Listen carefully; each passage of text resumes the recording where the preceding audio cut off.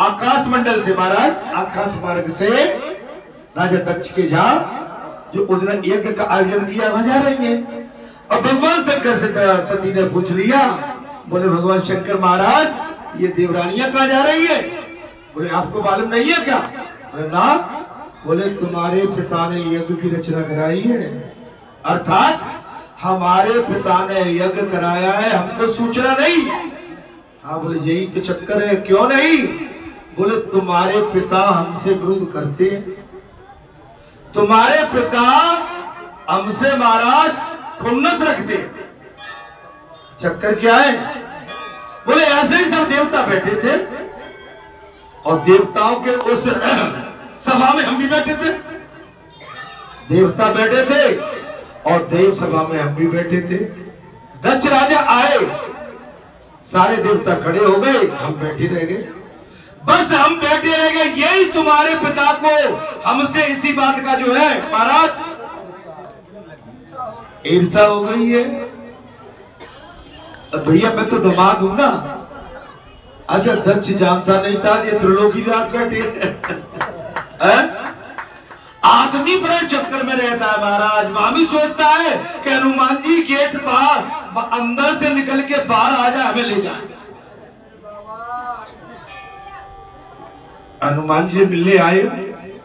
बहुत से राजनेता आते हैं। आज मैं एक बात और करनी, राजनेता आते हैं दर्शन बड़ी देर में करेंगे, उनको लगती है पब्लिक में कब पहुंच जाए। उनको भगवान के दर्शनों में आनंद नहीं आ रहा, उनको लगता है वे भीड़ में कब पहुंच जाए। अरे भीड़ में भी पहुंच जाएंगे, वहां दर्शन करके बालाजी के और माता मैया ही तब तो जाते ही नहीं है। अच्छा कोई कहेगा मैया के दर्शन कर लो, फिर करेंगे कभी। अरे जिसने माता छोड़ दी उसको आशीर्वाद तो अधूरा ही मिलेगा ना। सच्चे दरबार की बताइए, बात कथा में यही चल रही है कि माँ का स्थान बहुत ऊपर। जो भी मेरे भक्त संत आते हैं बालाजी के दर्शन भी करो और पूरी परिक्रमा मैया तक की भैरव के दर्शन करते हुए आप पूरी परिक्रमा करके आओगे, तब आपका आना यहाँ सुगम और सार्थक है।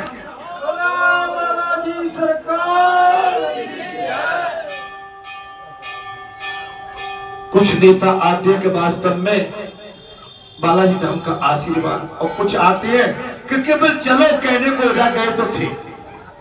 तो मैं उनसे कह रहा हूं अगर तुम ऐसे ही आए हो तो ऐसे ही रह जाओगे और सही ठिकाने से आए हो इन पंचों के दर्शन करने और इनसे आशीर्वाद लेने, तो तुम्हारा सब कुछ हो जाएगा।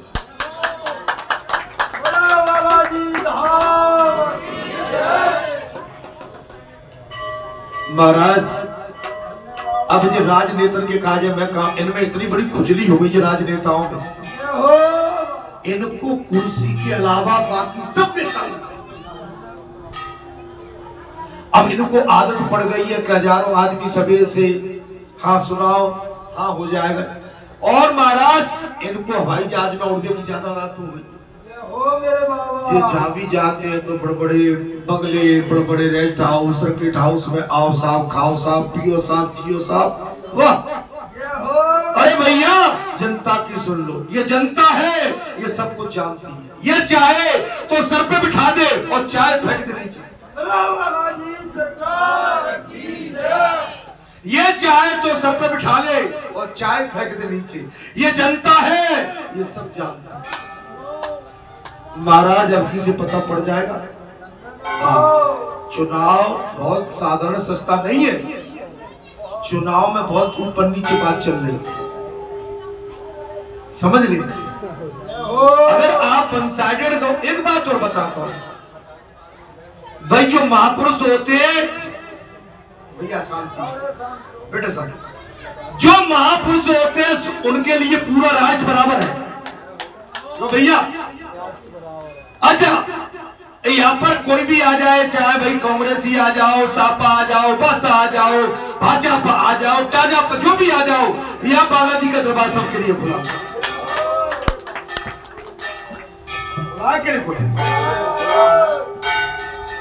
तो देश का राष्ट्रपति और देश का प्रधानमंत्री सबका होता है, और ये पद केवल एक है पूरे राष्ट्र में। प्रधानमंत्री का पद एक है, राष्ट्रपति का एक है, मुख्यमंत्री तो 29-30 मिल जाएंगे, मंत्री अनेक मिल जाएंगे, लेकिन प्रधानमंत्री राष्ट्रपति एक है। I am right? तो इनका तो पूरा राष्ट्र है। अब भले ही तुम इतना कांग्रेसी बैठे हो, इतना बीजेपी के बैठे हो, मेरे तो दोनों हाथ दोनों खुले हुए। मैं कुछ गलत तो नहीं बोलूंगा, मैं सत्य का साथ देने वाला। अगर मैं तुम्हारे हित में बात कर रहा हूं और तुम्हारे लिए मैंने कुछ हित कर भी दिया और तुम फिसले तो मैं हाथ खींच लूंगा कि भाई जिन तो गलत मार्ग में जा। बात आती है कि आप बिल्कुल ऐसी बात करिए जो राष्ट्र के हित में हो, राष्ट्र के कल्याण के लिए बात और जनता हित में बात। वेद शास्त्र धर्महित में बात है, संविधान के अनुसार बात है। संविधान डॉक्टर बाबा साहब भीमराव अंबेडकर। अभी तक कितने सीट के चुनाव हो गए? अभी तक आपके 5 चरण में, 2 चरण और बचे, 5 चरण में कितनी सीट के चुनाव हो गए? क्यों, क्या हो गया? तो छोटी सी बात है भाई, 5 चरण हो गए क्या नहीं? तो कितनी सीट के चुनाव हो गए और कितनी सीट बची है? तो कहां रहते हो तुम? विदेश में रहते हो? जब हमें तुम्हें जे नहीं पते के पसंद कहां बन रहे हैं?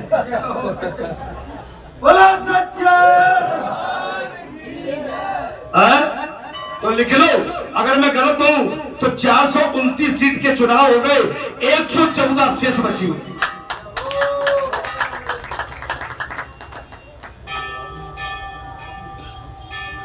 मिला लेना आंकड़ा कर जाके भाई।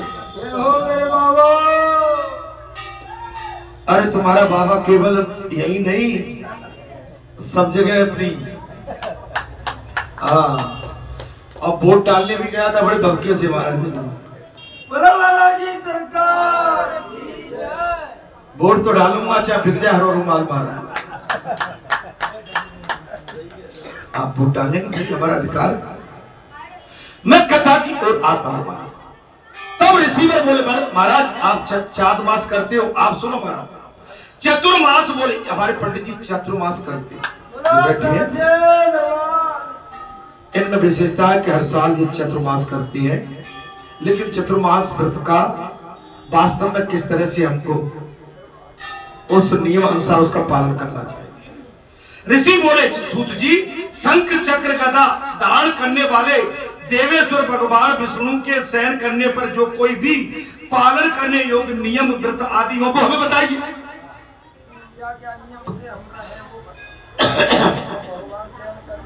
भगवान तो शयन कर जाते हैं, अब हमें नियम का पालन कैसे करें? तब सूत जी ने कहा, है ब्राह्मणों, भगवान विष्णु के शयन करने पर चतुर्मास में जो कोई नियम पालन होता है वो अनंत फल देने वाला, अनंत फल देने वाला। चतुर्मास में भगवान श्री हरि को चतुर्मास कौन कौन करता है? और ब्रह्मचर्य का पालन, ब्रह्मचर्य का पालन और चतुर्मास ये बहुत आवश्यक है, ये बहुत जरूरी है। ब्रह्मचर्य का पालन 4 महीने पूरा, और इधर उधर की बलाय से बचना। वैसे तो ब्रह्मचर्य का जो अखंड पालन करते हैं उनके लिए मैं कहने की आवश्यकता नहीं समझता। ऐसा ब्रह्मा जी का कथन है, मैं नहीं कह रहा। आपको लगा होगा मैं कह रहा हूं, ये ब्रह्मा जी कह रहे हैं कि चतुर्मास का पालन, अखंड बाल ब्रह्मचारी का पालन, ब्रह्मचर्य का पालन करना, ऐसा ब्रह्मा जी का कथन। अर्थ है व्यज्ञ पुरुष को सर्वथा प्रयत्न करना चाहिए, ज्ञानी पुरुष हमेशा आप समझे, आपके अंदर एनर्जी। अच्छा, आपको मैं ऐसा नहीं, आपको मेरी बाबाई मत समझना। अगर साधना न करे, ब्रह्मचर्य का पालन न करे, संयम न रखे, तो ये 10 घंटा ऐसी तपती धूप में, गर्मी में, टेम्परेचर इस समय कम से कम 45 होगा, 45 तो होगा ही। अच्छा, बोलने के बाद ये टेम्परेचर सीधा 50 पर पहुंच गया। इस समय मेरे शरीर का अगर मापदंड किया जाएगा तो 50 के आसपास मेरे अंदर टेम्परेचर निकलेगा। अब आप कहेंगे क्यों? पंखा भी नहीं है, कूलर भी नहीं है, शरीर के अंदर हीट है, गर्मी है शरीर के अंदर। ये बगैर आपके व्रत धारण किए ये बात नहीं बन सकती।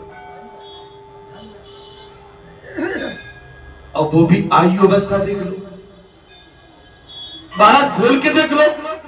मैंने पुजारी जी, मेरा गला बैठा हुआ था, उस समय नवरात्र चल रहे थे, मैंने पुजारी जी आ जाओ जरा, आज आप सुंदरकांड कर दो। और पुजारी जी हमारे, मैं उनकी बुनी कर रहा हूं, मैंने कहा पुजारी जी कैसी कही तो महाराज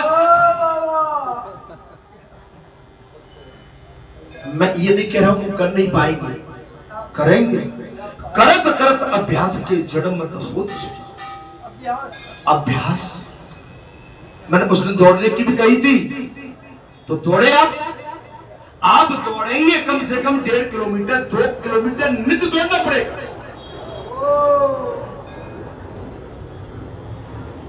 आप घर में लिफ्ट में ऊपर नीचे होगी बात नहीं चलेगी, घर के जीने पे 10-20 बार ऊपर नीचे हो जाओगे, आपका शरीर स्वस्थ बना रहेगा।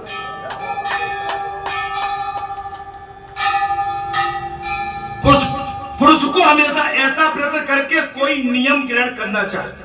हे विप्रवर, हे ब्राह्मण, भगवान विष्णु के संतोष के लिए सूत जी ने कहा है ब्रह्मा जी के सामने, क्या कहा महाराज? बोले खुद के संतोष के लिए नियम, जप, होम, स्वाध्याय अथवा व्रत का अनुष्ठान अवश्य करना चाहिए। जाप करो, व्रत करो और संसार की गंदगी से, इधर उधर की बातों से बच के संयम में रहो। जो मानव भगवान वासुदेव के उद्देश्य से केवल शाकाहार करके वर्षा के 4 महीने व्यतीत करता है, वो धनी होता है। शाकाहारी भोजन, लाल मिर्ची नहीं, लहसुन को बघार नहीं, गरम मसाले को तड़का नहीं, अरो धनिया, हरी मिर्ची, टमाटर, बस आ जाओ आराम से। अगर लाल मिर्ची खाओगे तो लाल बने रहोगे, और भैया वहां में लहसुन को बघार दे दोगे तो तुम्हारे मुंह में से भभका निकले, वो भभका मेरे बाबा, तामसी भभका, तेल तलन की गंध आएगी, पेट बड़ा हो जाएगा, पेट फूलेगा, बाहर आउट ऑफ पेट बड़ा हो जाएगा। पेट छोटा करना है, मोशन सही नहीं रहेगा, आपका शरीर में सांस का आदान प्रदान प्रॉपर नहीं रहेगा, आपकी पल्स बिल्कुल इधर महाराज उसका पल्स का सही धड़कना है कितना, 1 मिनट में 72 बार। कितनी बार? देखो मैं जानता नहीं हूं लेकिन नोट कर लेना। और 24 घंटे में 21,600 बार। जो भगवान विष्णु के शयन काल में प्रतिदिन नक्षत्रों का दर्शन करके 1 बार भोजन करता, आगे बात महाराज, वो धनवान और रूपवान और माननीय होता है। धनवान होता है, रूपवान होता है और माननीय सम्मानी होता है। हे ध्वजो, हे ब्राह्मणों, जो 1 दिन का अंतर देके भोजन करते हुए चौमासा व्यतीत करता है, वो सदा वैकुंठ धाम में निवास करता है। तो आप वैकुंठ धाम में बैठे ही हो। लहसुन प्याज और छोड़ दो। अच्छा सही से बताओ, आप में से लहसुन प्याज कौन कौन नहीं खाते हैं? नहीं खाते हो वही हाथ उठाए, और खाते हो वो हाथ ना उठाए। लहसुन प्याज कौन कौन नहीं खाता है? नहीं खाता है। आधे खाते हैं, आधे नहीं खाते। तो जो खाते हैं वो ही छोड़ दो। क्या बोला तेरी बम प्यारे बम,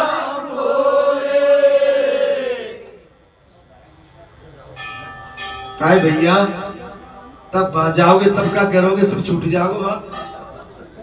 हाँ अब बात देख लो महाराज, बोले 1 दिन छोड़ के जो भोजन करता है धनवान, रूपवान और मानी होता है। तो जो 1 दिन का अंतर देकर भोजन करता है, वो चौमासे व्यतीत करता है, वो सदा वैकुंठ धाम में निवास करता है।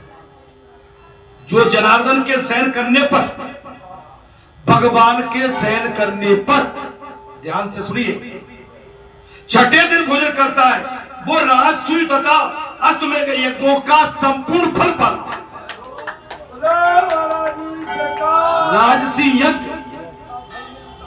और संपूर्ण यज्ञों का जो सदा 3 रात उपवास करके चौथे दिन भोजन करता है, वो चौमासा बिताता है, वो इस संसार में फिर किसी प्रकार से जन्म नहीं लेता। कथा में आनंद आ रहा होगा। जी आपको भागवताचार्य बताते हैं क्या?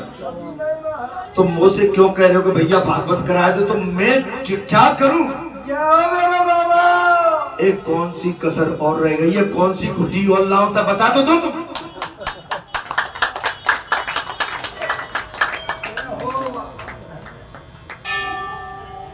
वैसे मैंने जो सुना के घर का डॉक्टर भले ही MD हो और लंदन से भी पास हो, पर भाई लोकल आदमी है, घर के बाकी डॉक्टरी घुसियात ना, और कंपाउंडर भले ही उल्टो सीधो इंजेक्शन लगा के पका दे और चीर भाग के धरते, वो बढ़िया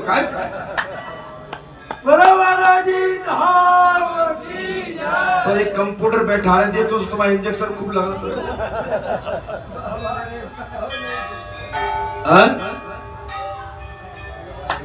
जो श्री हरि के शयन काल में व्रत परायण होकर चौमासा बिताता है, वो अनियोज्य यज्ञ का फल पाता है, अगणित यज्ञों का फल पाता है। जो भगवान मधुसूदन के शयन करने पर आयाचित अन्न का भोजन करता है, उसको अपने भाई बंधुओं से कभी वियोग नहीं झेलना पड़ता। दोबारा फिर सुनो, जो भगवान मधुसूदन के शयन करने पर महाराज याचित अन्न का भोजन करता है, याचना नहीं रखे, कोई इच्छा नहीं रखे, जो मिल जाए उसको अपने भाई बंधुओं से कभी जो मिल जाए जहां बिठा दूं वहां खा ले। समझ में आ गई? जो वर्षा के 4 महीने तक तेल और घी लगाना छोड़ता, अब तो बात आ गई, अब मुंह से मत कहियो भाई, बाबा ने तो मार डाले भाई। कथा जी कह रही है, महाराज सूत जी कह रहे ऋषियों से, बोले हे ऋषियों, जो वर्षा के 4 महीने तक तेल और घी लगाना छोड़ देता है, वो स्वर्गीय भोग का भागी होता है। कथा को फिर नहीं। जो मानव ब्रह्मचर्य का पालन पूर्वक चौमासा व्यतीत करता है, वो श्रेष्ठ विमान पर बैठकर स्वेच्छाते स्वर्गलोक तक चला जाता है। मैंने कहा बुराई कर दी क्या कुछ? और ब्रह्मचर्य करोगे महाराज, दांत नहीं गिरेंगे, फिर उगेंगे।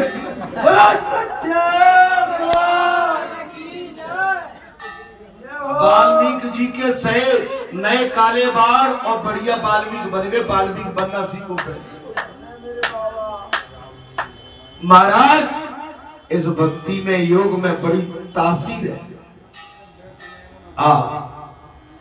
हे ब्राह्मणों, सूत जी ने कहा, हे ब्राह्मणों, हे ऋषियों, जो चौमासे भर नमकीन वस्तुओं एवं नमक छोड़ देता है, उसके सभी पूर्व कर्म सफल हो जाते हैं। कथा में आनंद आ रहा है क्या? आनंद आ रहा है। और सुनते जाए मेरी माताओं, जो चौमासे में प्रतिदिन स्वहंत विष्णु युक्त के मंत्रों द्वारा तिल और चावल की आहुति देता है, वो कभी रोगी नहीं होता। तिल और चावल से उसको रोग नहीं लगेगा। जो चतुर्मास में प्रतिदिन स्नान करके भगवान विष्णु के आगे खड़ा होकर पुरुष युक्त जप करता है, उसकी बुद्धि बढ़ जाती है। जा में तो इलाज बढ़िया कर रहे हैं तुम्हारा, मेरे बाबा ऐसा डॉक्टर तुम्हें फिर कहीं नहीं मिलेगा। मैं सही बता रहा हूं, ऐसी बातें तुम्हें कोई नहीं बताएगा। वहां केवल 1 सवा घंटे की कथा होती है, बाद ही तो भैया फिर ढोल मजाले बढ़ते रहते हैं। हम भागे महाराज हमें बुरे ने मुरैना वृद्धाचार्य बैठी हती तो वो सखियों को बार बार कहा गए हमारा, वो सखियों को ए भौजी हमने भैया एक बार तो भौजी बात समझ में आ गई। भाभी कही थे मन की बात कहा मुझको भेजो भैया से, भाभी कही थे मन की कहा मुझको भेजो भाभी से, कहा मुझको भेजो भाभी से, और भैया कही थे मन की बात कहा मुझको भेजो भाभी से।